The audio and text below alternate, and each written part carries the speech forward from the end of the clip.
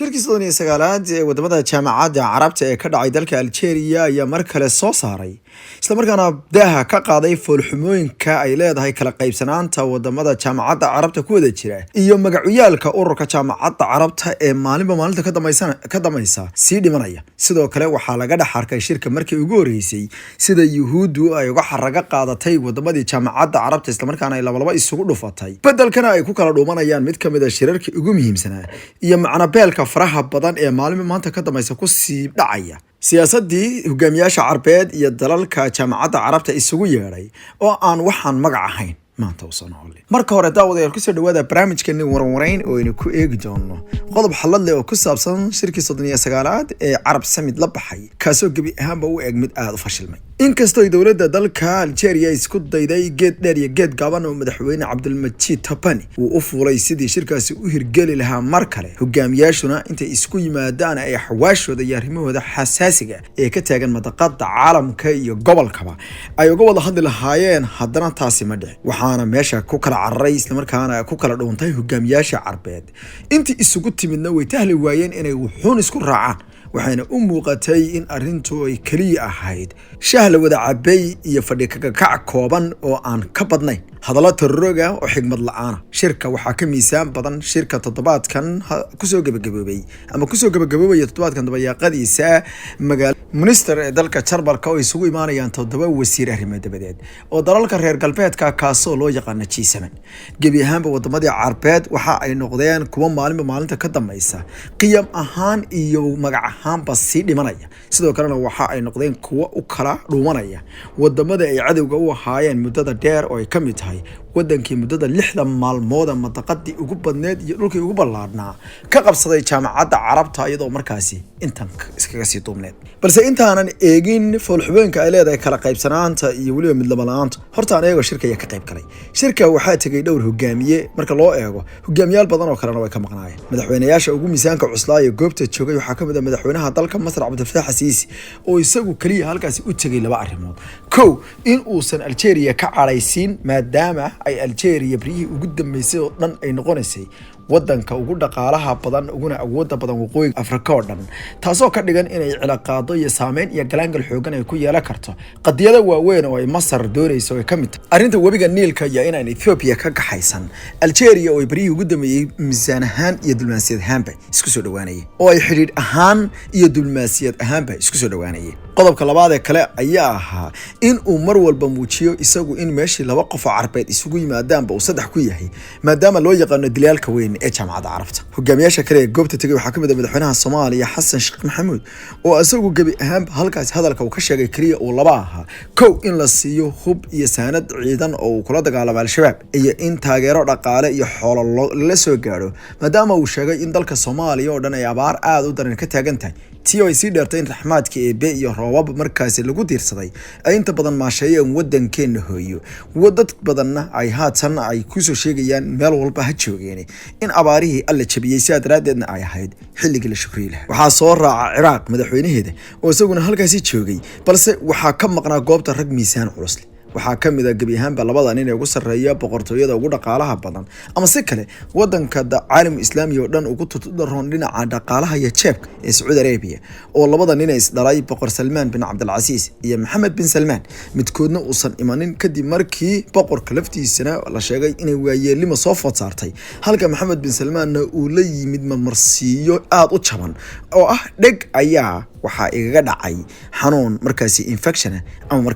caabuq urdunna boqorkeeda boqor Hussein bin Abdullah isaguna ma iman isla markaana goobta kama soo muuqan amiirka dalka Kuwaitna isaguna isma soo taagin halka sidoo kale boqorka dalka la yiraahdo Bahrain isaguna uu gambiyay sidoo kale waxa goobta ka maqnaa boqor Maxamed lixaad ee dalka Morocco oo awalba isaga la Suuriyana sideedaba way uga maqan tahay maadaama ay ka maqan tahay ururka Carabta waxaana boqor Abdullah uu soo diray wiilkiisa halkaas uu doonayay inuu isku soo saaro kuna soo barto hogaamiyaasha dalalka Carabta taasoo bahdil kaliya aan ahayn laakiin sidoo kale ay ahayd fariin kala qaybsanaan qoyska reer Al-Hussein oo uu diray dhanka kale marka la fiiriyo shirka waxa hareeyay oo aad uga dhex muuqday waxa loo yaqaano fariintii uu diray heshiiskii loo yaqaanay Abraham Accord wadamadii Ibrahim Accord ee dhan saxiixay badankoodii waxaa ka joogay dalka isku tagay Imaaraadka Carabta oo wakiil la soo dirsaday kaasoo ay muujinaysa iyaduna in dhibaato aad iyo aad u xoogan ay meesha ka muuqato محمد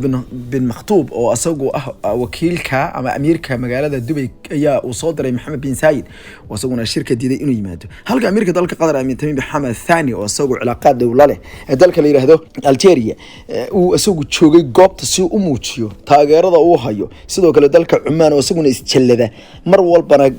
loo yaqaan Dabi Campood ayaa iyaguna soo diray wakiil aad u hooseeya waxaana shirka si weyn uga dhex muuqday ciyaarta siyaasadeed ee kala dhantaal ciyaartay Israa'iil bariyay ugu dambeeyay waxay ciyaaraysay siyaasadda loo yaqaan qayb iyo xog waxay cagta marisay inta badan dhulkii reer Falastiin waxay qabsatay kuna siqday goobo badan oo horay aysan u joogin ciidankeedu waxayna dadka loo yaqaan dhul qabsadayaashu ay xoreysteen dhul aad u badan oo ku yaala magaalada Qudus waxay u daateen Ramadaantiina iyadoo dadku ay barakaysanayaan bisha Ramadaan oo ay marka cibaadeysanayaan bisha Ramadaan ay u daateen masaajidka barakaysan ee Al-Quds halkaas oo ay dad badan ku laayeen kuwa kalena cagta mariyeen waxaana dhamaantood waxaas ay ka dhacayeen fakarayaasha shaashadaha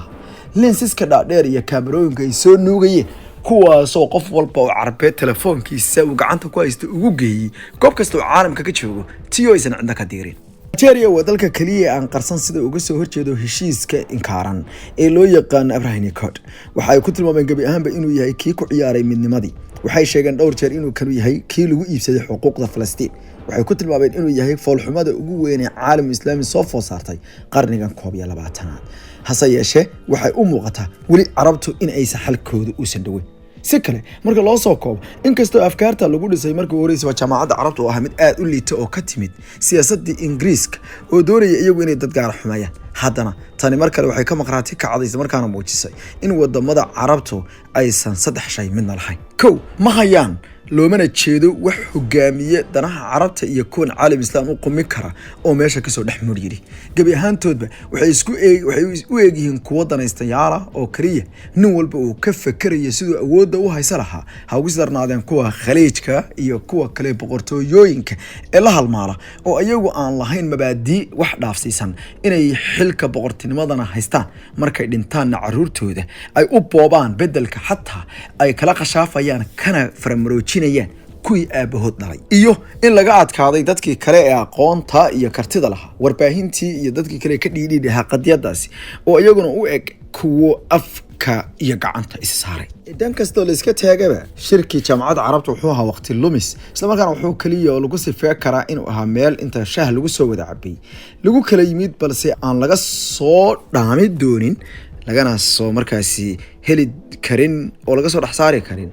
wax dalkan iyo ummadan caalam islaami gabi habadan waxa mar kale ay muujinaysaa in carabtu ay qaadeen wada aad iyo aad u qodx badan oo aad u fool xun oo aan waxba u taraynin muwaadiniintooda sidoo kale aan xataa u soo qaadaynin niyadda kuwa doonaya maalin in ay arkaan carab awood leh iyo caalam islaam isku duuban danihiisana ka wada hadlaya ogoobay wadamada caalam islaam dhibaatada ugu weyn maanta taagan ee ka taagan maaha dhaqaale daro sidoo kale maaha aqoon yaraan karti la'aan meesha kuma jirto balse waa hogaamiye la'aan amaanaal